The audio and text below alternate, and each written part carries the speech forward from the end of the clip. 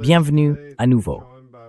Nous avons aujourd'hui le grand privilège d'accueillir le professeur Zhang, qui a vu juste à plusieurs reprises dans ses prévisions, en utilisant les modèles historiques et la théorie des jeux pour anticiper l'évolution de la géopolitique.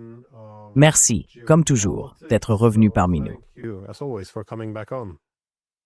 Merci, Glenn. Nous assistons à un changement massif dans le système international. Habituellement, les grands bouleversements de l'ordre mondial surviennent après des guerres majeures ou d'autres perturbations importantes, comme l'effondrement de l'Union soviétique. Mais ce que nous observons aujourd'hui est tout à fait remarquable. L'ascension spectaculaire de la Chine au cours des dernières décennies est sans précédent dans l'histoire de l'humanité, d'autant plus qu'elle s'est faite pacifiquement.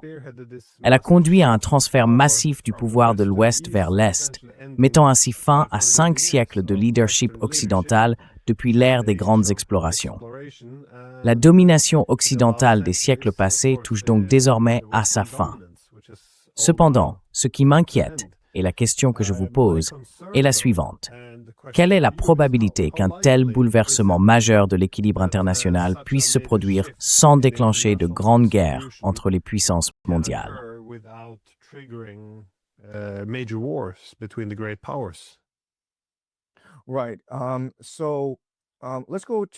D'accord. Passons donc au discours de Mark Carney au Forum économique mondial de Davos la semaine dernière, car il est devenu viral et a suscité beaucoup d'attention. C'était une réponse directe à l'argument de Donald Trump, selon lequel depuis longtemps, l'OTAN, l'Europe et le Canada profitent gratuitement de la générosité et de la bienveillance de l'Amérique. Ce sont les États-Unis qui assurent la défense de l'Europe. Et ce sont les consommateurs américains qui ont enrichi l'Europe. En somme, l'Europe vivrait aux dépens de la générosité américaine. Dans son discours, Mark Carney a présenté un contre-argument, une réfutation du point de vue de Trump. En substance, il a expliqué que cet ordre international fondé sur des règles avait été établi au bénéfice de l'Empire américain. Et pendant longtemps, il a été hypocrite et incohérent. Et les alliés occidentaux l'ont accepté parce qu'ils en tiraient profit.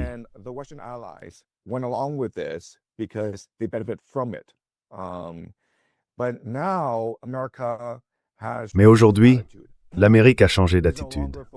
Elle ne se concentre plus sur le consensus. Elle ne se soucie plus du multilatéralisme. Ainsi, si des puissances moyennes comme le Canada veulent survivre, elles doivent vraiment développer un ordre international fondé sur des règles. Je pense que c'est un cadre permettant à l'Europe de se rapprocher des BRICS. Car l'idée même des BRICS repose sur une coopération gagnant-gagnant où chacun est égal et où il n'y a pas de puissance dominante. Un exemple, bien sûr, est la bourse de l'or de Shanghai, ou le soi-disant corridor de l'or, où l'or est réparti entre différents pôles à travers le monde, à Dubaï, à Shanghai et ailleurs. C'est un peu comme une blockchain, un registre ouvert où l'or devient la base d'un nouveau système financier. Et la Chine, elle, reste très attachée au multilatéralisme, à la coopération authentique et à la réciprocité.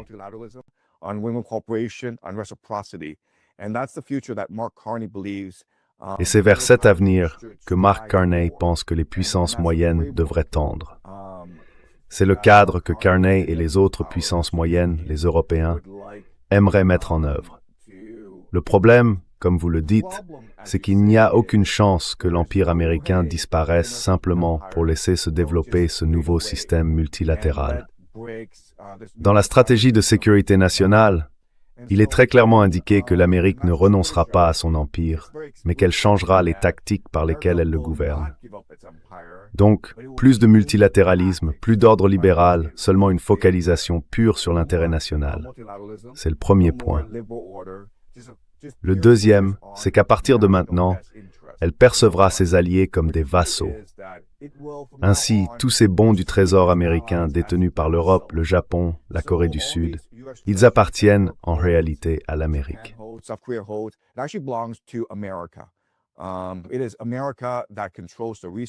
C'est l'Amérique qui contrôle les ressources et la richesse de ses alliés. Donc en gros, c'est la vassalisation de l'Empire américain. D'accord? Ça, c'est le deuxième point. Le troisième, et c'est le plus crucial, c'est qu'elle défiera la Chine partout où elle le pourra. Même si l'Amérique retire son armée d'Asie de l'Est, elle continuera à défier la Chine en Afrique, en Europe, en Amérique du Sud. Elle revendique l'hégémonie sur l'hémisphère occidental et elle imposera désormais un embargo sur le développement économique de la Chine. Nous assistons donc à un affrontement de titans. D'un côté, la Chine conduit un nouvel ordre international multilatéral, réciproque et gagnant-gagnant. De l'autre, les Américains veulent maintenir leur empire. Voilà le conflit auquel nous assistons aujourd'hui.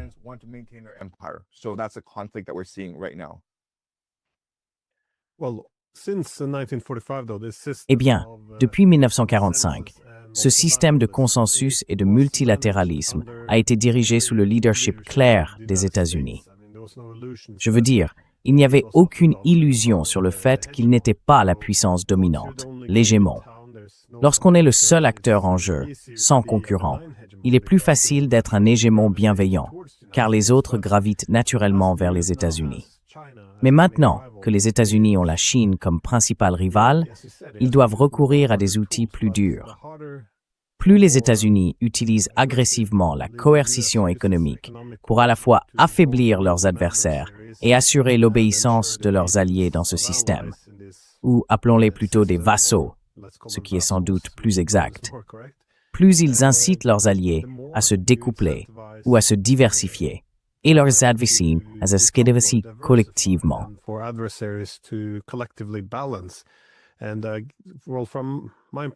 Eh bien, d'après l'impression que j'ai du Premier ministre canadien, c'est en partie ce qu'il voulait dire aussi, que c'est pour cette raison qu'ils doivent se tourner davantage vers la Chine. Mais ce modèle impérial des États-Unis n'est-il que temporaire, parce qu'ils ne peuvent pas contraindre le monde entier à se soumettre à leur domination s'il existe des rivaux, à moins qu'ils ne parviennent d'une manière ou d'une autre à éliminer les Chinois. And suppose and as I was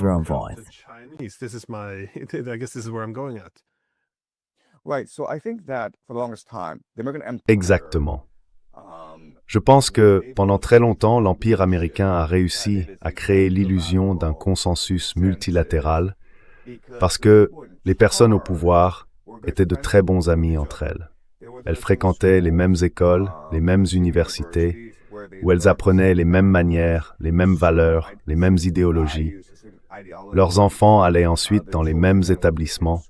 Elles se retrouvaient dans les mêmes lieux, comme le Forum économique mondial de Davos. Elles passaient leurs étés dans les Hamptons, faisaient du ski à Aspen.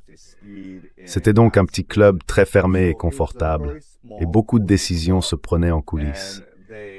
Elles entretenaient l'illusion d'un système très multilatéral, où tout le monde était d'accord.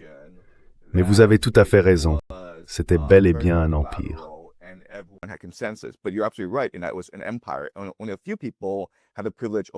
Seules quelques personnes avaient le privilège de prendre les grandes décisions, mais elles entretenaient l'illusion de cette hypocrisie à des fins de consommation publique.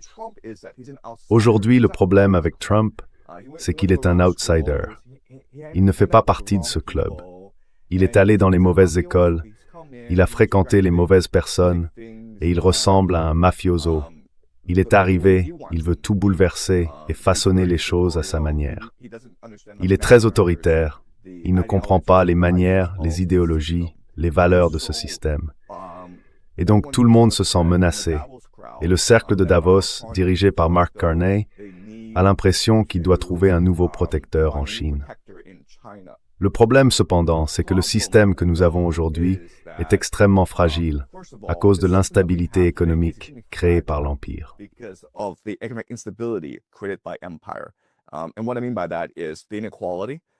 Ce que je veux dire par là, c'est l'inégalité où peut-être 1% de la population contrôle la majeure partie de la richesse. Un exemple classique est le Nouvel An à Saint-Barthélemy, dans les Caraïbes, où quelques dizaines de méga-yachts se rassemblent pour les festivités. Ce sont des personnes comme Myriam Adelson et Jeff Bezos. Ils ne sont qu'une poignée, mais ils contrôlent environ 80% de la richesse mondiale. Cette inégalité massive dans le monde doit donc être traitée. C'est le premier point. Le deuxième, c'est la corruption du système de blocs, où à Washington, D.C. et à Bruxelles, les bureaucrates ne sont plus responsables devant les électeurs. Il existe un décalage entre la classe politique et la population.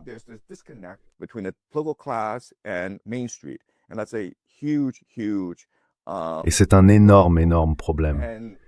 Il y a des problèmes avec l'Empire, avec la façon dont le système fonctionne, qui doivent être traités dès maintenant. Et parce que ces politiciens, ces dirigeants ne sont pas capables de s'attaquer à ces questions, cela permet la montée de Trump. Donc en théorie, oui, si ces gens libéraient la Chine, alors nous pourrions avoir un nouvel ordre mondial. Le problème, c'est que même avec ce nouvel ordre mondial, les mêmes problèmes persistent. Comment gérer les inégalités? Comment lutter contre la corruption? Comment faire face à la déconnexion, à l'aliénation du peuple? C'est une question fondamentale qui doit être abordée, et elle ne l'est pas pour le moment.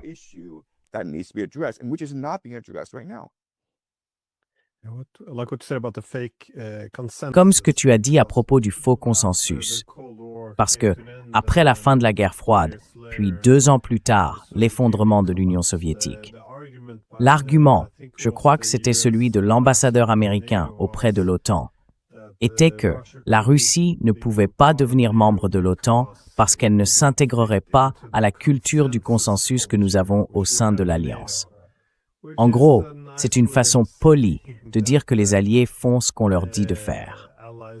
Eh bien, l'idée principale, je suppose, concernait la répartition du pouvoir, que les Russes sont tout simplement trop puissants, et aussi que leur culture politique est moins encline à subordonner leurs décisions à celles des États-Unis. Ils voudraient donc être des partenaires, pas des vassaux. Mais cela soulève tout de même la question suivante. Si les États-Unis veulent être l'hégémon, ils doivent effectivement diviser pour régner.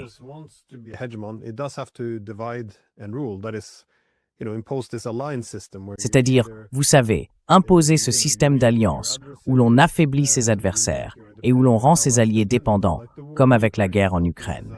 Je pensais que c'était une bonne chose, mais en réalité, c'est une manière d'affaiblir les Russes et de rendre les Européens plus obéissants. Et c'est, vous savez, plus ou moins l'objectif. Mais alors, comment comprendre le désir apparent de Trump de simplement jeter l'OTAN telle qu'elle est? Parce qu'il semble bien que ce genre de système d'alliance soit nécessaire si l'on veut affaiblir ses adversaires et s'assurer que ses vassaux, vous savez, restent dans le rang. Alors pourquoi ce rejet d'un tel système d'alliance, alors que c'est précisément ce que l'on devrait poursuivre comme instrument hégémonique?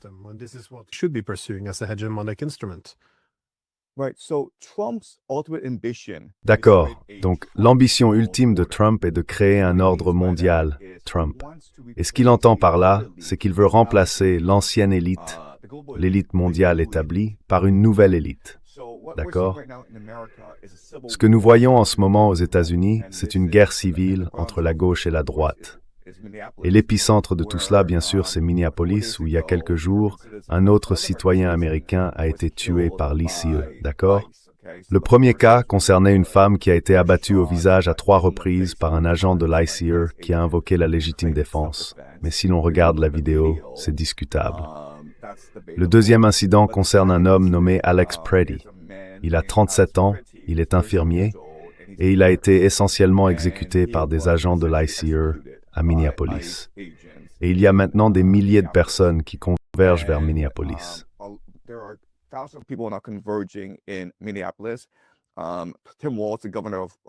Tim Walz, le gouverneur du Minnesota, a mobilisé la garde nationale. Ainsi, on se retrouve avec la police locale, les agents de l'ICE et la garde nationale, tous rassemblés à Minneapolis. C'est presque comme un point zéro d'une nouvelle guerre civile. D'accord? La question est donc, pourquoi ça se produit-il? Cela se produit parce qu'il y a 2 grandes factions en Amérique qui se battent pour le pouvoir suprême. Il y a l'ancienne élite, Wall Street, l'élite financière mondiale représentée par Wall Street. Mais il y a aussi une nouvelle élite en pleine ascension. Ce sont les nouveaux riches, la Silicon Valley, Palantir, représentée par Elon Musk et Peter Thiel. Et ce sont eux qui soutiennent Trump, d'accord? L'objectif de Trump est donc de remplacer les puissants courtiers fédéraux de Washington et de les rendre obéissants et soumis à lui.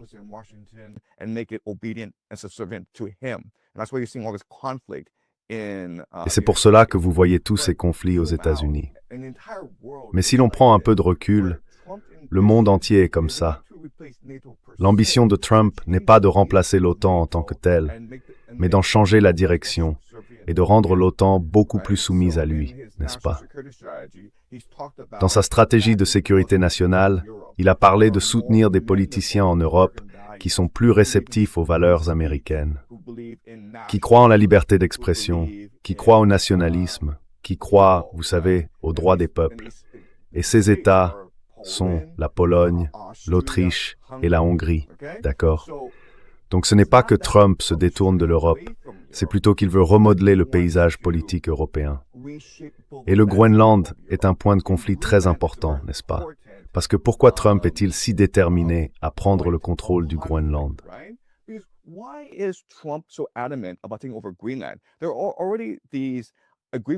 Il existe déjà des accords en place qui permettent aux Américains d'utiliser le Groenland à toute fin militaire qu'ils jugent appropriée. Il n'y a donc vraiment aucune raison de prendre le contrôle du Groenland. Pourquoi ne pas simplement entretenir l'illusion que l'OTAN reste pertinente? La réponse, c'est que Trump veut que les dirigeants européens perdent la face. Il veut les embarrasser. Il veut montrer aux peuples européens: regardez, vos dirigeants sont impuissants, vos dirigeants sont inutiles. Alors renversez-les et élisez des dirigeants capables de travailler avec moi. D'accord? En Allemagne, c'est l'AfD. En France, c'est le parti de Le Pen. En Espagne, c'est Vox. D'accord? Ce que Trump envisage, c'est une restructuration politique radicale de l'Europe, plus orientée à droite, anti-immigration et plus nationaliste. D'accord? En somme, renverser l'ordre mondial. Et c'est là le principal conflit dans le monde aujourd'hui.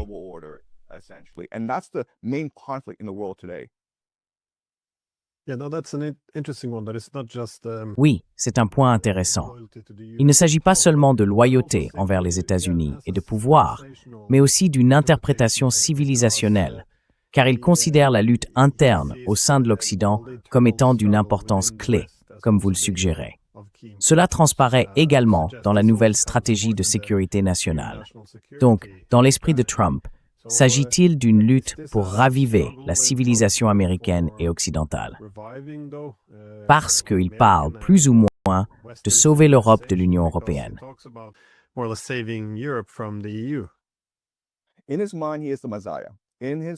Dans son esprit, il est le Messie. Il croit être venu pour sauver l'Amérique et la civilisation occidentale de la politique woke, de la corruption des élites mondiales et des inégalités dans le monde. Il se voit donc comme une figure messianique. Et pour être honnête, beaucoup de personnes au sein du mouvement MAGA le considèrent comme un prophète, comme quelqu'un capable d'accomplir la prophétie d'une Amérique renouvelée, de rendre à l'Amérique sa grandeur. Mais en fin de compte, cela signifie que Trump doit devenir l'empereur de l'Amérique. Son ambition est de devenir roi. Cela implique de détruire les valeurs et les normes constitutionnelles qui fondent la société américaine. Et nous le saurons, car il prévoit de se présenter pour un troisième mandat, ce qui serait sans précédent au XXe siècle. Et non seulement il envisage un troisième mandat, il en prévoit un quatrième.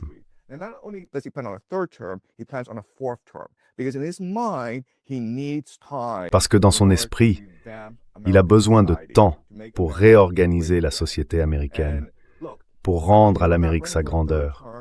Et regardez, s'il ne se présentait pas pour un troisième mandat, on ne pourrait pas expliquer la rapidité et la force avec lesquelles il essaye de remodeler la société américaine. Pensez à l'ICE. Ce qui est intéressant avec l'ICE, c'est qu'elle affirme exister pour expulser les immigrés, pour se débarrasser de l'immigration illégale, qui serait censée détruire l'économie américaine. Mais si l'on regarde les statistiques, Obama a en réalité expulsé plus d'immigrés illégaux que Trump, même si Obama ne disposait ni du budget, ni des ressources dont l'ICE dispose. Et Obama n'a jamais créé de conflit avec les États. Les États travaillaient avec lui pour expulser les immigrés illégaux. Donc il s'agissait clairement d'expulser les immigrés illégaux. Alors, l'ICE est incompétente. Mais si tu penses que l'ICE est en réalité censé être une Gestapo, une nouvelle police secrète loyale uniquement à Trump, alors cela a beaucoup de sens. Cela aide à expliquer la violence incroyable et sans précédent qui se déroule actuellement dans les rues de Minneapolis. Ce sont des exécutions extrajudiciaires. Il n'y a pas d'autre mot pour décrire ce qui se passe. Elles sont destinées à provoquer une guerre civile, à enflammer le peuple. Dans les rues du Minnesota, ce n'est pas une question d'immigrés en situation irrégulière contre l'ICE. Ce sont des hommes blancs conservateurs en uniforme blanc contre des Américains blancs libéraux. Voilà le conflit actuel. Et Trump comprend qu'il doit déclencher une guerre civile pour pouvoir déclarer une insurrection, invoquer les pouvoirs de guerre d'urgence et contourner les élections. C'est son plan. Et franchement, les preuves sont assez claires quant à ce qui se passe.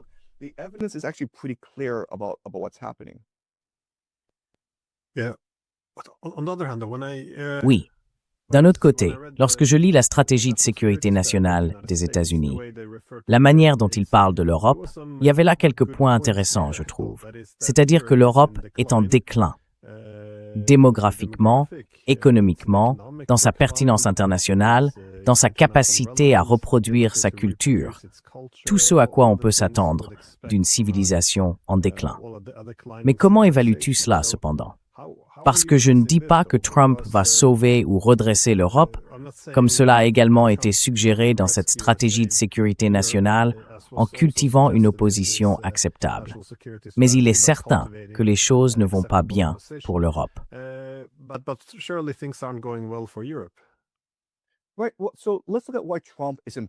D'accord, alors voyons pourquoi Trump est au pouvoir. D'accord. Il est au pouvoir parce que Biden a vraiment tout gâché. Biden a été au pouvoir pendant 4 ans, et durant ces 4 années, le monde s'est essentiellement effondré à cause d'un manque de leadership, d'un manque de stratégie, d'un manque de prise de décision. Et cela vaut pour toute l'élite occidentale mondiale. Si vous allez à Bruxelles, à Washington, D.C. pendant les années Biden, ils n'avaient aucune idée de ce qu'il fallait faire.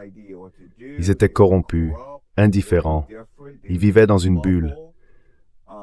Alors les gens étaient vraiment en colère et ils voulaient du changement.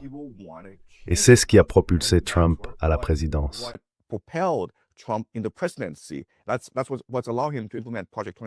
C'est ce qui lui permet de mettre en œuvre le projet 2025 qui vise à réorganiser radicalement la bureaucratie fédérale. C'est ce qui pousse le Pentagone à rester loyal envers Trump. Il y a donc de graves problèmes qui doivent être traités. Et Trump profite de cette occasion, de ce moment de mécontentement et de désillusion, pour accumuler du pouvoir personnel. Et c'est là la grande menace, n'est-ce pas? Donc oui, écoute, je veux dire, je déteste dire ça, mais Hitler ne serait pas arrivé au pouvoir si l'Allemagne n'avait pas vraiment souffert et si le pays n'avait pas voulu un changement politique massif. Donc je suis tout à fait d'accord avec toi. L'Europe est dans une situation très difficile.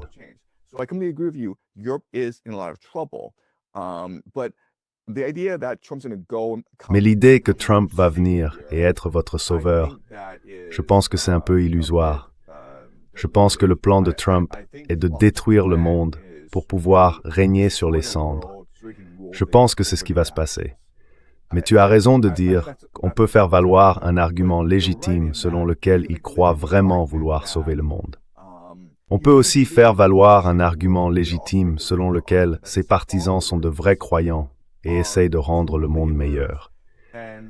Mais historiquement, si l'on regarde les schémas, lorsqu'une figure de ce type émerge, et des figures de ce type incluent Jules César, elles finissent par détruire le monde.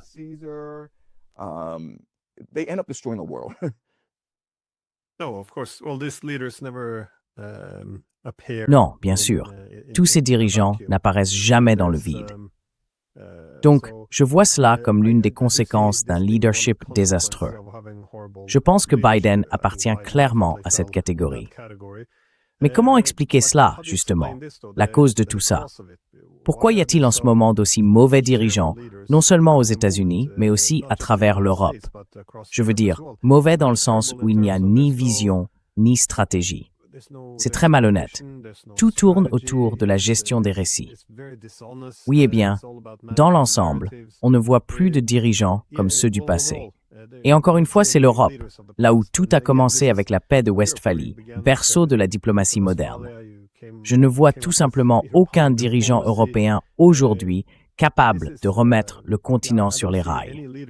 Et quand cela arrive, on finit par céder le flambeau à n'importe quel dirigeant fou, à n'importe quel homme fort qui prétend pouvoir réparer le système s'il écarte simplement l'ancien ordre.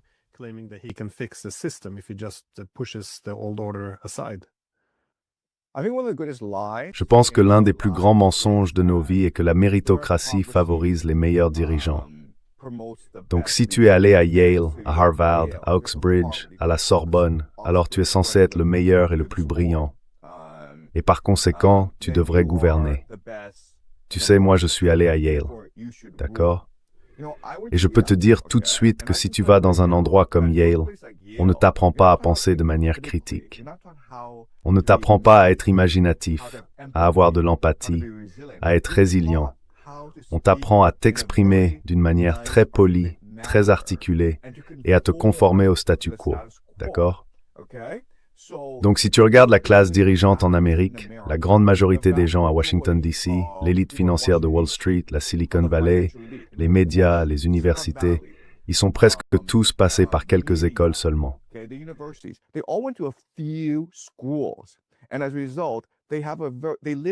Et par conséquent, ils vivent dans une bulle. Ils voient le monde d'une manière très désabusée et sont incapables d'éprouver de l'empathie pour la souffrance des gens ordinaires. Ils deviennent déconnectés des gens ordinaires et ne peuvent absolument pas imaginer ce qu'est la vie d'un travailleur manuel. Voilà pour le premier point.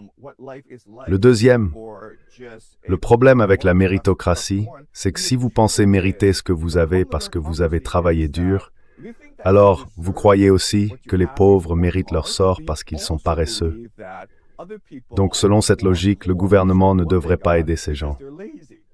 Le gouvernement devrait aider les immigrés, les minorités, les femmes, parce que ce sont des groupes historiquement persécutés.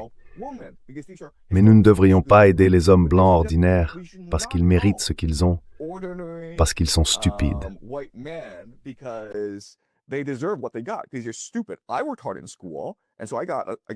J'ai travaillé dur à l'école et donc j'ai obtenu un bon poste. Tu n'as pas travaillé dur à l'école, donc tu devrais être un garde gagnant très peu d'argent. Tu devrais être au chômage. D'accord? Il y a donc ce mépris, ce mécontentement visible envers les gens ordinaires parmi les élites qui motivent une grande partie de leur politique. Et puis troisièmement, le plus important, c'est que lorsque tu vas dans un endroit comme Yale, tu as réussi toute ta vie et tu n'es pas capable d'humilité. Tu n'es pas capable d'introspection. D'accord? Alors en 2016, quand Trump a gagné, ce fut un moment charnière dans l'histoire occidentale. À ce moment-là, les élites auraient pu dire « Écoutez, pourquoi Trump a-t-il gagné ?» Eh bien, c'était probablement à cause des inégalités. C'était probablement parce que nous avons renfloué Wall Street en 2008, n'est-ce pas?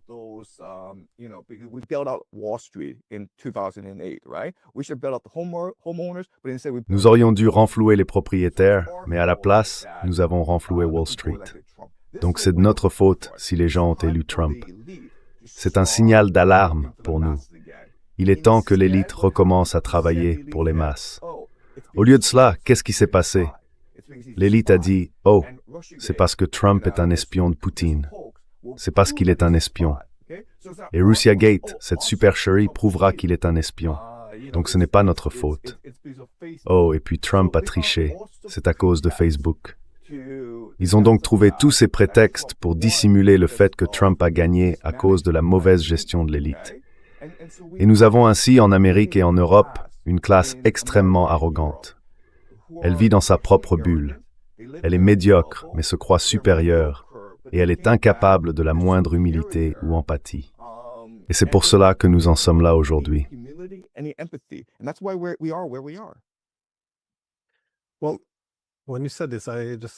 Eh bien, quand tu as dit cela, j'ai tout de suite repensé à une citation du professeur Richard Rorty, parce qu'il faisait un point similaire dans les années 1990. À l'époque où le libéralisme économique et la mondialisation prenaient de la vitesse, il a écrit ce passage dans son livre que j'ai trouvé remarquable. En substance, il prédisait qu'un libéralisme économique excessif, dans le contexte de la mondialisation, engendrerait une certaine radicalisation politique.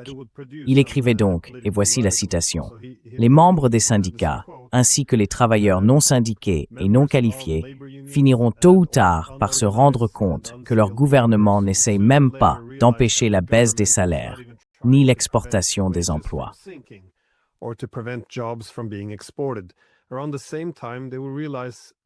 À peu près à la même époque, ils se rendront compte que les employés de bureaux des banlieues, eux-mêmes terrifiés à l'idée d'être licenciés, ne vont pas accepter d'être imposés pour financer des prestations sociales pour d'autres. À ce moment-là, quelque chose se fissurera. L'électorat suburbain décidera que le système a échoué et commencera à chercher des hommes forts pour lesquels voter.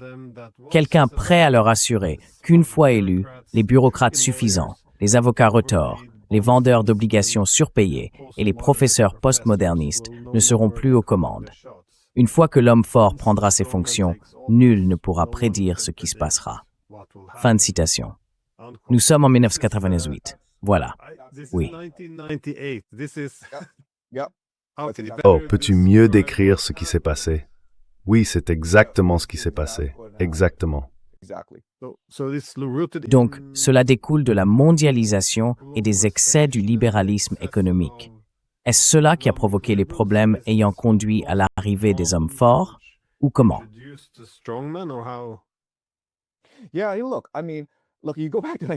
Oui, écoute, je veux dire, si tu remontes aux années 1970, si tu vivais en Occident à cette époque, en Australie, au Canada, en Europe, en Amérique, tu avais la belle vie, non? Tu travaillais simplement dans une usine et ta femme pouvait rester à la maison pour, tu sais, s'occuper des enfants. Vous aviez 3 enfants, 2 voitures, vous pouviez partir en vacances l'hiver et l'été, vous aviez probablement un chalet. Et vos 3 enfants pouvaient aller à l'université. Et là, on parle juste d'un ouvrier d'usine, d'un seul foyer. Mais ensuite, il y a eu la révolution Reagan, la montée de Margaret Thatcher au Royaume-Uni, puis l'essor du néolibéralisme, qui a permis la concentration et la consolidation des richesses entre les mains du 1% le plus riche.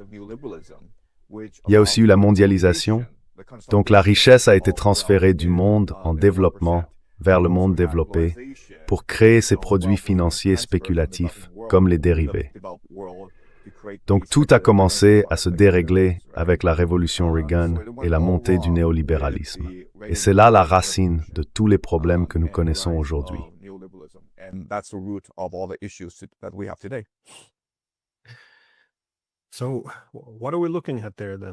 Alors, qu'est-ce qu'on observe là, exactement?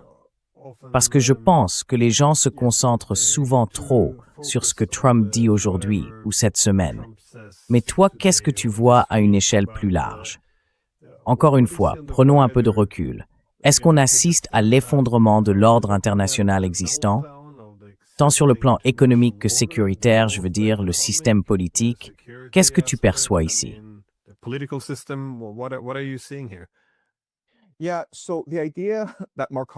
Oui, donc l'idée que Mark Carney avance, tu vois, genre, on va simplement se tourner vers la Chine, ça va pas marcher. Et la raison, c'est que la Chine ne veut pas être l'hégémon du monde. Elle ne veut pas être la superpuissance militaire. Elle ne veut pas contrôler les mers comme le fait l'Amérique. L'Empire américain a été un moment unique dans l'histoire et il n'était vraiment pas durable. L'idée qu'un seul pays puisse contrôler toute la planète, sur le plan technologique, militaire et financier, n'était tout simplement pas viable à long terme. Cela a vraiment nui à l'Amérique. Cela a conduit le pays à être surexploité, surendetté, et cela a entraîné de nombreux problèmes économiques aux États-Unis, ce qui a permis la montée de Trump. Nous assistons donc simplement à l'effondrement du monde multilatéral, et il n'y a pas de remplaçant.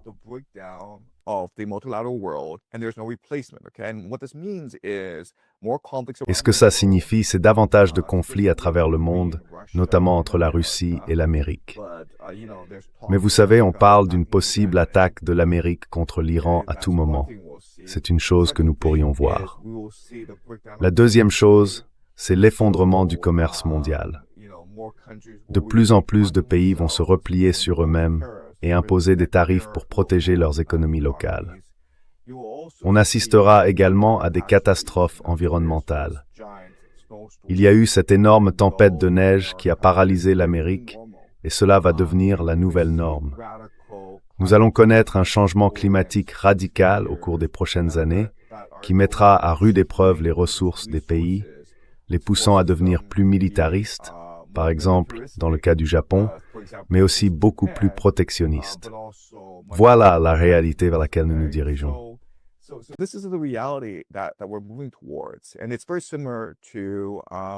Et c'est très similaire au monde des années 1930, la Grande Dépression, juste avant le début de la Seconde Guerre mondiale.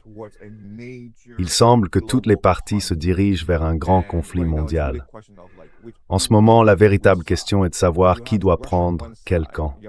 Il y a la Russie d'un côté et l'Amérique de l'autre. La question est de savoir où les autres puissances vont s'aligner. Malheureusement, je pense que ce qui va se produire, c'est un chaos total, où les camps ne seront pas si clairs. Différents pays choisiront différentes alliances, et celles-ci évolueront au fil du temps. La Chine essaiera de jouer sur les deux tableaux. Le Royaume-Uni et l'Europe essaieront de jouer sur les deux tableaux. Ce sera donc une lutte géopolitique très dynamique.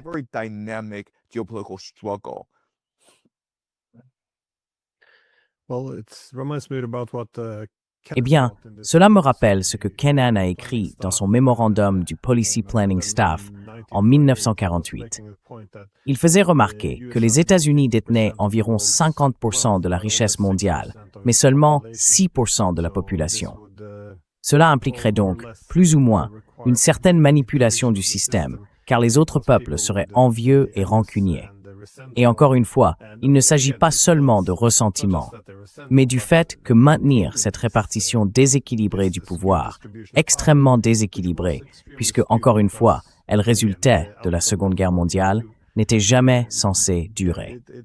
Mais vous avez bien dit que la Chine ne serait pas simplement en position de remplacer les États-Unis.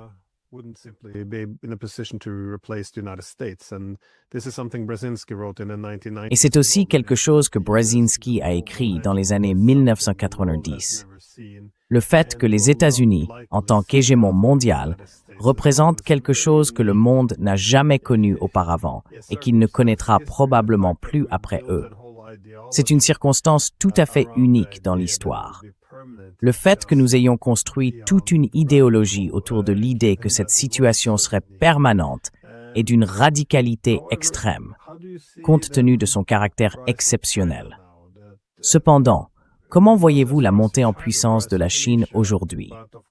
En réalité, pas seulement celle de la Chine, mais celle de toute l'Asie, avec la Chine en tête de file. Comment pensez-vous que ces économies asiatiques se comporteraient différemment des économies européennes? En d'autres termes, y a-t-il quelque chose dans la nature de l'Asie qui la ferait agir différemment? Ou bien chaque État se comporterait-il de la même manière dans une répartition du pouvoir identique?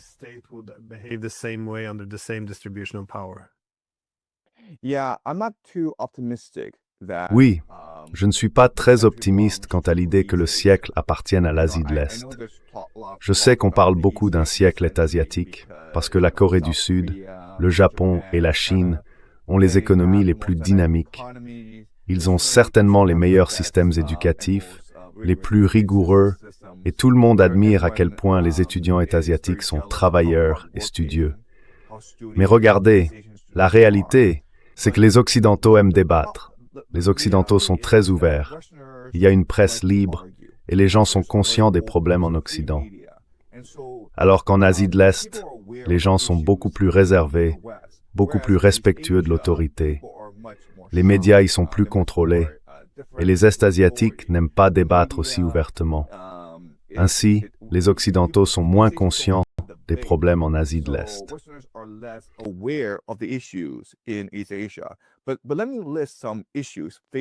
Mais laissez-moi énumérer certains des problèmes auxquels l'Asie de l'Est est confrontée et qui sont extrêmement graves. D'accord ? Le premier est la question démographique. Il y a une crise du vieillissement en Asie de l'Est, où les gens vivent plus longtemps.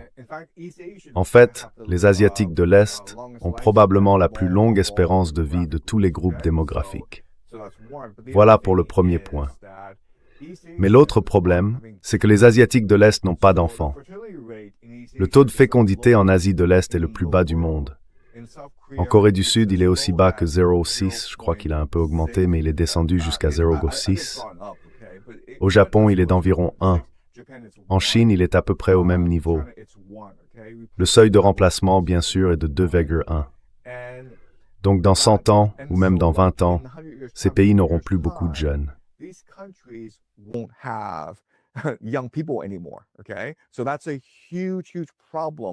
C'est donc un énorme, énorme problème qu'il faut aborder, mais qu'on ne peut vraiment pas résoudre. Pensez à la somme d'argent que la Corée du Sud a consacrée à cette question. D'accord ?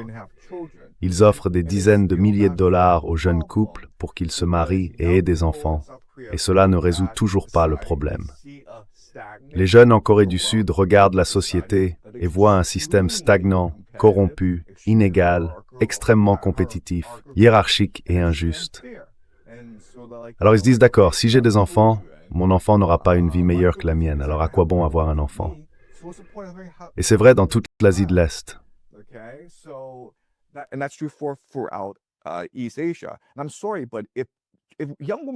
Et je suis désolé, mais si les jeunes femmes ne font pas d'enfants, c'est un vote de défiance envers la société. Alors quand on me dit que l'Asie de l'Est va dominer le monde, qu'on m'explique pourquoi et comment, quand les jeunes femmes ne se marient pas et refusent d'avoir des enfants. Voilà ce que je considère comme le premier point. Le deuxième, c'est que ces pays en sont là grâce à un taux d'épargne élevé. La Corée du Sud, le Japon, la Chine, ils exportent plus qu'ils ne consomment. Mais supposons que les marchés occidentaux, l'Amérique, l'Europe, ne puissent acheter qu'une quantité limitée de biens en provenance d'Asie de l'Est. Que va-t-il alors arriver à ces économies asiatiques? Eh bien, elles ne s'en sortiront probablement pas très bien. Et la Chine parle depuis très longtemps de passer à une économie fondée sur la consommation. Mais regardez, les Chinois gardent 40% de leurs revenus des ménages.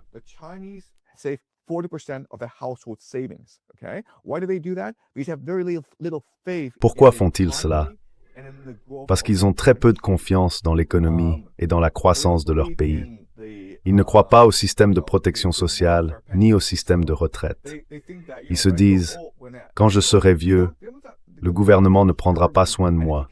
Je dois m'occuper de moi-même. C'est une attitude très pessimiste, et c'est pour cela qu'ils ne dépensent pas d'argent. Mais si les gens ne dépensent pas d'argent, on ne peut pas vraiment faire croître l'économie. Et c'est un problème que le gouvernement chinois essaye de résoudre depuis très très longtemps. Il n'y parvient pas à cause des valeurs culturelles et du système politique. Le troisième point que je soulignerai, c'est que dans un monde de conflits mondiaux, et l'on peut s'attendre à ce qu'un grand nombre de ces conflits éclatent au Moyen-Orient, le pétrole sera coupé vers l'Asie de l'Est.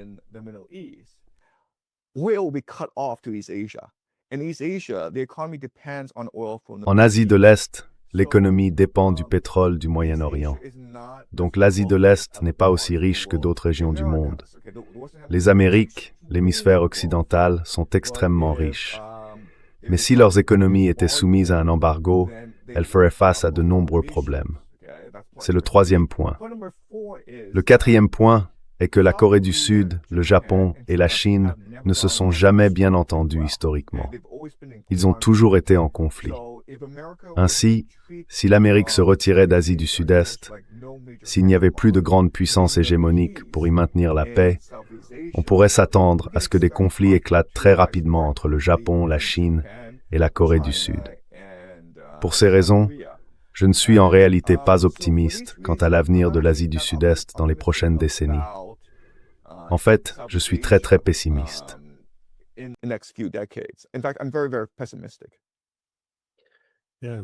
Oui, les divisions entre les pays sont assez intéressantes. Il semble que, pour les Russes par exemple, la relation la plus difficile à entretenir en Asie du Nord-Est soit avec le Japon.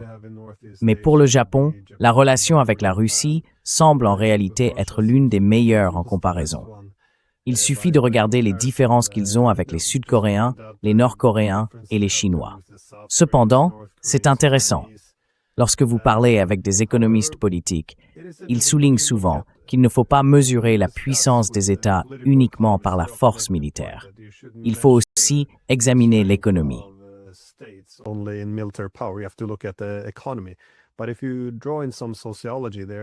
Mais si l'on introduit un peu de sociologie, cela montre aussi que le PIB et les indicateurs économiques ne reflètent pas toujours la santé d'un pays. C'est pourquoi la Corée du Sud est un exemple si intéressant. On la présente souvent comme l'un des pays les plus modernes du monde si l'on mesure des choses comme la densité de robots, le nombre de robots par habitant, et ainsi de suite. Je la placerai probablement au premier rang en termes de modernité, ou du moins parmi les tout premiers. Cependant, si l'on regarde la société, qu'est-ce que ça signifie? Cela signifie aussi qu'ils ont l'un des taux de natalité les plus bas au monde. Je crois qu'il est d'environ 0,62, quelque chose d'aussi dramatique.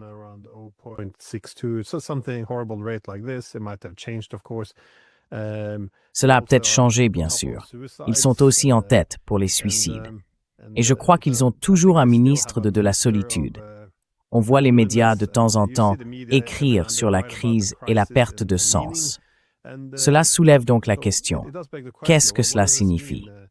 À mesure que l'on prospère davantage, on commence aussi à mettre fin à sa propre existence. Cela me rappelle un peu le travail de personnes comme Émile Durkheim, qui a écrit sur l'industrialisation en France au XIXe siècle. Dans les régions où l'on s'industrialisait le plus, les suicides augmentaient. Alors, comment faire la paix avec cette idée que plus un être humain s'épanouit, plus il va mal?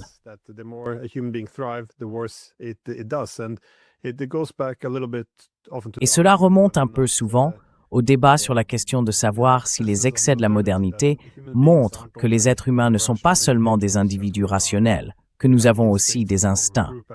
Nous sommes essentiellement des animaux sociaux, ce qui ne s'accorde pas toujours bien avec ce type de libéralisme économique. La société, en un sens, devient un appendice des forces du marché. Est-ce là un enjeu central? Parce que, regardez aussi la Chine. Elle est passée d'un pays essentiellement paysan à, en 40 ans, devenir la première économie à une échelle aussi massive, extrêmement moderne. C'est assez saisissant quand on y va et qu'on voit où ils en sont aujourd'hui. Est-ce le facteur humain qui se perd, je suppose, dans une croissance aussi rapide et incontrôlée?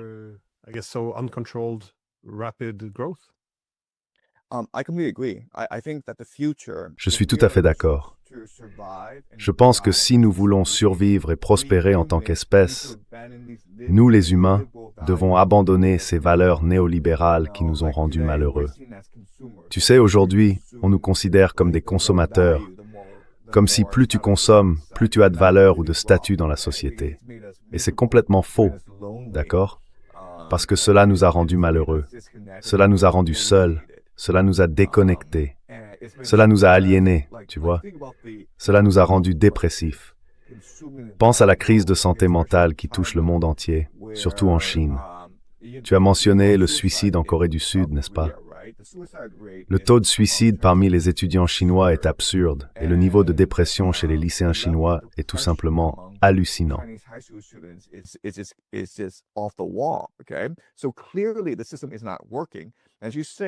Il est donc clair que le système ne fonctionne pas.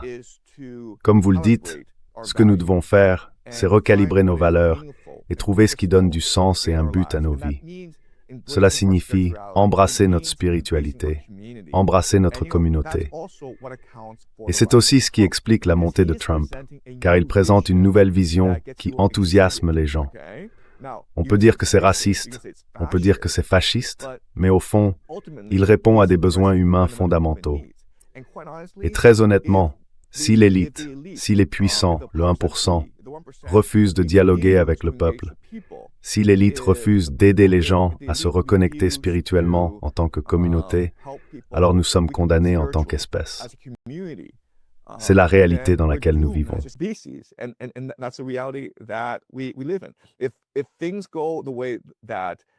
Si les choses continuent comme elles vont, si les tendances actuelles se poursuivent, d'accord, et que nous ignorons la guerre, alors à terme nous allons disparaître en tant qu'espèce, parce que plus personne n'aura d'enfants, et que nous finirons tous par nous détruire par solitude. Nous devons donc, en tant que société, en tant que monde, en tant qu'espèce, nous rassembler et discuter de ce qui nous apporte du sens et du bonheur. Et très honnêtement, la réponse, ce sont les enfants. Comment pouvons-nous construire une société centrée sur les enfants, sur les familles, sur le fait de garantir que les enfants aient une enfance heureuse et deviennent des individus créatifs, résilients et empathiques? C'est la conversation que nous devrions avoir en ce moment.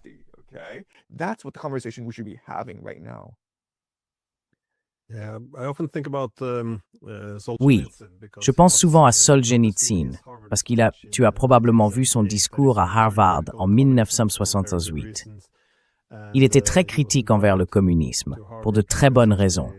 Il avait été invité à Harvard essentiellement pour s'en prendre aux communistes, et à la place, il a prononcé ce discours où il expliquait que tout était perçu comme un affrontement entre capitalisme et communisme, mais qu'en réalité, les deux souffraient du même mal, dans une certaine mesure, des excès de la modernité et de l'oubli du pré-moderne.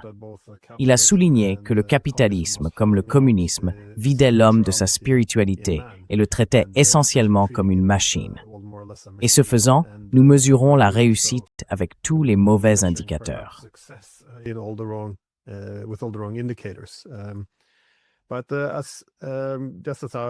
Mais juste une dernière question. Si les États-Unis veulent restaurer leur domination, ils peuvent bien sûr s'en prendre à la Chine, ce qu'ils font, mais aussi essayer de réorganiser les différentes régions du monde. Une cible clé semble alors être l'Iran. Comment voyez-vous ce qui s'y passe en ce moment? Parce que c'est assez préoccupant. Si vous êtes en Iran, vous voyez que les États-Unis et Israël vous ont en quelque sorte attaqué. Cela n'a pas fonctionné. Alors, ils ont arrêté la guerre. Maintenant, ils se regroupent et se préparent à une nouvelle attaque. L'hypothèse, c'est qu'ils continueront à venir vous frapper jusqu'à ce qu'ils puissent vous éliminer. Et toute l'idée selon laquelle il ne s'agissait que d'un programme nucléaire, les Américains ont en quelque sorte mis cela de côté, et ils sont maintenant plus explicites. Ils veulent un changement de régime.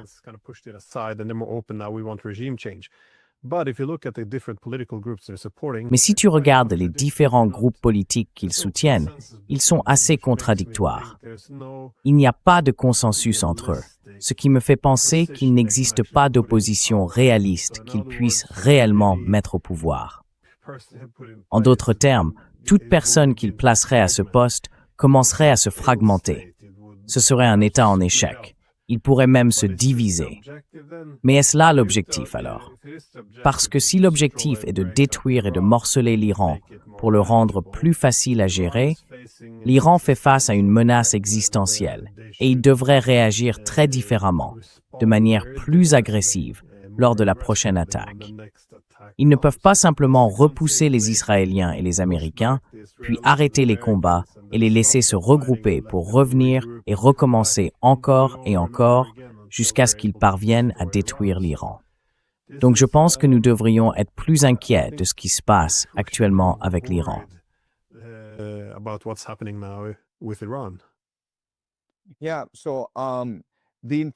Oui, donc l'intention des Israéliens et des Américains est, je devrais dire, de détruire l'Iran et de le diviser en différents États, car il y a de toute façon beaucoup de diversité ethnique en Iran. Donc c'est assez facile à faire. C'est le plan. Ce qu'ils sous-estiment, c'est la résilience, l'ingéniosité et l'unité du peuple iranien. L'attitude du gouvernement iranien est très différente de celle de l'année dernière. L'an dernier, je pense qu'il y avait beaucoup d'ouverture envers les Américains et les Israéliens. Ils voulaient s'asseoir et négocier. Maintenant, l'attitude qui vient d'Iran est « nous allons nous battre. Et si vous nous frappez, nous nous battrons jusqu'au bout. d'accord? Plus de compromis, plus de réciprocité.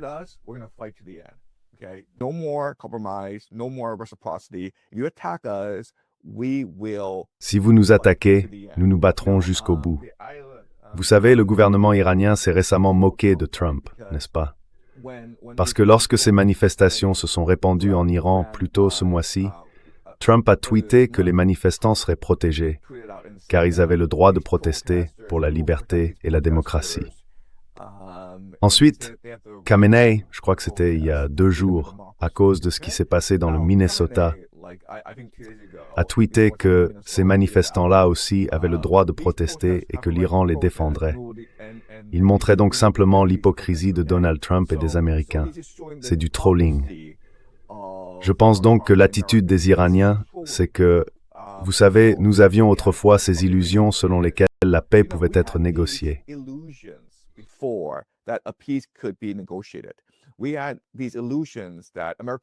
Nous avions ces illusions selon lesquelles les Américains ne voulaient pas vraiment la guerre. Maintenant, nous sommes pleinement éveillés. Nous connaissons leurs intentions et nous sommes clairement unis. Nous nous battrons jusqu'au bout. Bon, la guerre de 12 jours. Les Israéliens croyaient vraiment que s'ils décapitaient le régime, il s'effondrerait comme un château de cartes, n'est-ce pas? Alors ils ont visé les dirigeants de haut rang à Téhéran, et ils ont été surpris par la résilience du régime, car ces hauts responsables ont été rapidement remplacés. Ensuite, les Iraniens ont frappé Tel Aviv et Israël très durement, à tel point qu'Israël a fini par supplier les Américains d'intervenir et de négocier la paix.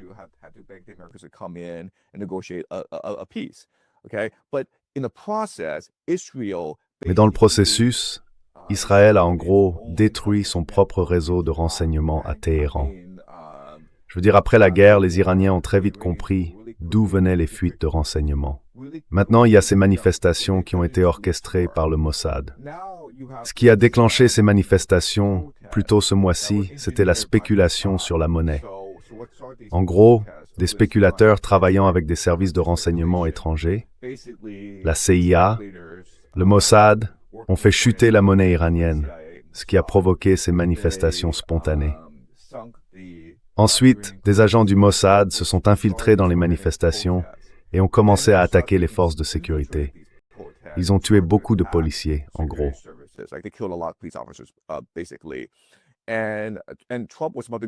Et Trump était sur le point de lancer des frappes aériennes pour soutenir ces manifestations, car c'est un scénario classique de révolution de couleur. Mais ce qui a surpris tout le monde, c'est que les Iraniens ont réussi à couper Internet, à localiser les terminaux Starlink, puis à arrêter tous les agents du Mossad, détruisant ainsi le réseau que le Mossad avait mis des années à développer en Iran. Ainsi, la dernière étape, la dernière chose que les Américains peuvent faire maintenant, consiste à organiser une fausse attaque pour déclencher une riposte contre l'Iran. Les Iraniens s'y sont préparés et les Israéliens comme les Américains sont désespérés. Et vous seriez surpris, je pense que tout le monde sera surpris, par la fermeté dont les Iraniens feront preuve cette fois.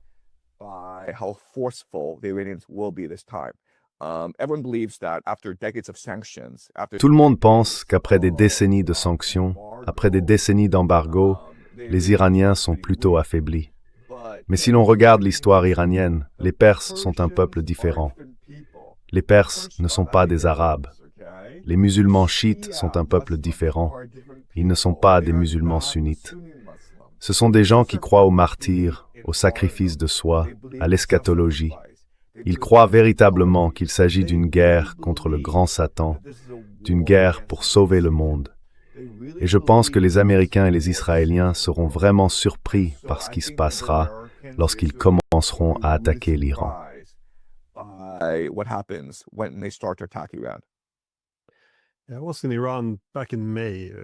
J'étais en Iran en mai dernier, juste avant l'attaque israélienne.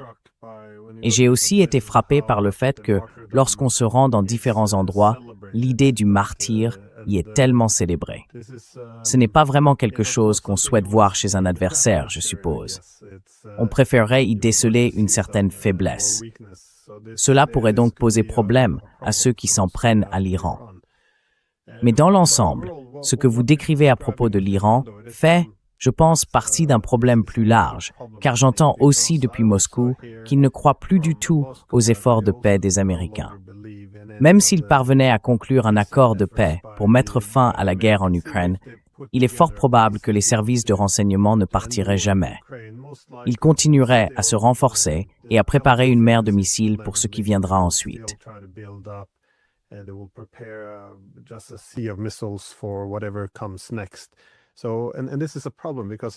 Et c'est bien là le problème, car si les États-Unis et les Européens, bon sang, veulent la paix avec l'Iran, avec la Chine, avec la Russie, il faudrait envisager un processus diplomatique, quelque chose qui cherche à définir un nouveau statu quo mutuellement acceptable où nous pourrions coexister.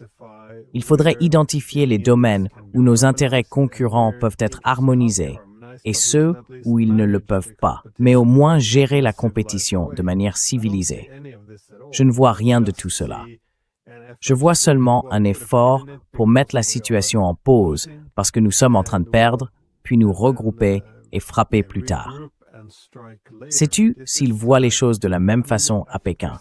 Parce qu'à Téhéran et à Moscou, c'est clairement l'impression que j'en ai.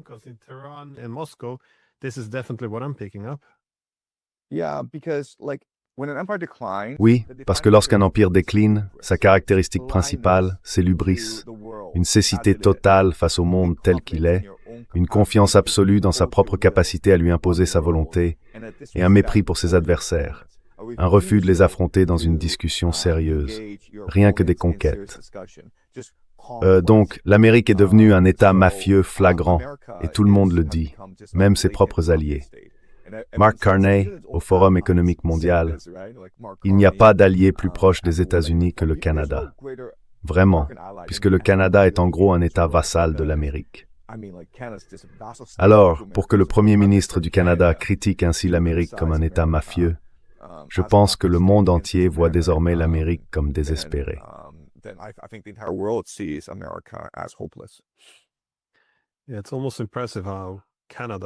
C'est presque impressionnant de voir comment le Canada, le plus fidèle, peut-être de tous les alliés de l'Amérique, aussi en raison de la géographie, ce qui se comprend, parvient tout de même à se mettre les Canadiens à dos. C'est extraordinaire à mes yeux. Bien sûr, menacer d'annexer tout leur pays semble être une bonne raison ou une bonne manière d'y parvenir. Cela soulève tout de même une question. Si c'est délibéré, qu'est-ce qui est réellement en train de se passer? J'ai du mal à croire que les États-Unis puissent réellement annexer le Canada. J'imagine mal beaucoup de Canadiens être favorables à cela. Alors comment cela pourrait-il fonctionner si l'on reconnaît l'attrait du nationalisme dans la nature humaine? On ne peut pas simplement placer le pays sous la domination américaine. Je ne sais pas, désolé, juste une dernière question. Vous êtes Canadien, comment voyez-vous cela? Est-ce une idée sérieuse qu'ils puissent annexer le Canada ou est-ce un jeu que je ne comprends pas?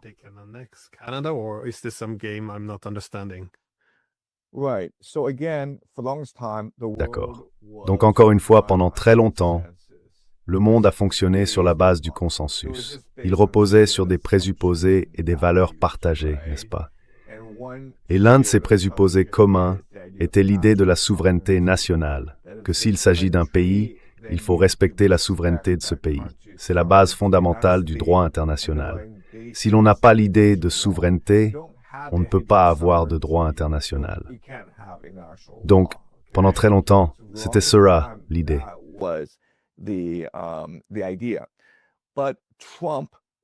Mais Trump, étant Trump, refuse de reconnaître la souveraineté. D'accord? Donc, par exemple, l'enlèvement de Maduro, on ne fait pas ça parce que ça viole la souveraineté nationale d'un pays. Et ensuite, emmener Maduro le parader à New York et l'accuser de crimes américains. D'accord? Cet homme est le président d'un autre État. C'est le chef d'un État-nation. On ne peut pas faire cela, encore une fois, selon le droit international. Mais Trump s'en moque. D'accord? Donc Trump se moque du droit international. Il ne se soucie que du pouvoir. Maintenant, s'il se moque du droit international, il lui serait probablement possible d'aller prendre le Groenland. C'est pas difficile. Il lui serait aussi facile de prendre le Canada, parce que le Canada n'a pas vraiment d'armée.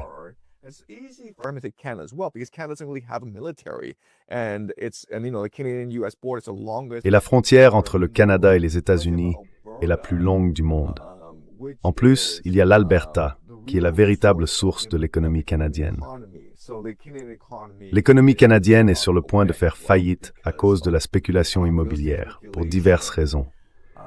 Le gouvernement canadien est donc dans une situation très difficile. L'Alberta aura probablement un référendum sur l'indépendance, et peut-être que 20% voteront pour. Non pas pour être annexé par les États-Unis, mais pour l'indépendance. Trump dira « Ah, vous voyez, les Albertains veulent être indépendants et les Canadiens ne les laissent pas faire. Nous devons défendre l'Alberta. Nous devons soutenir la souveraineté, la liberté et la démocratie de l'Alberta. » D'accord?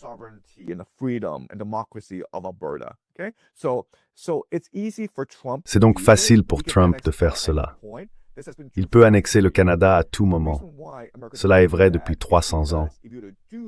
La raison pour laquelle l'Amérique ne le fait pas, c'est que si elle le faisait, l'illusion même selon laquelle l'Amérique est une force du bien dans le monde s'effondrerait. Le monde entier s'unirait contre vous. L'Amérique du Sud commencerait à se rebeller. L'Europe commencerait à s'unir contre vous. C'est pour cela que vous ne le faites pas. Parce que si vous le faisiez, vous briseriez toutes les normes internationales et tout le monde vous verrait comme la principale menace. Mais au bout du compte, Trump va le faire, parce que c'est ce qu'il est. Il veut la façade selon laquelle il est l'empereur, le Dieu empereur Trump.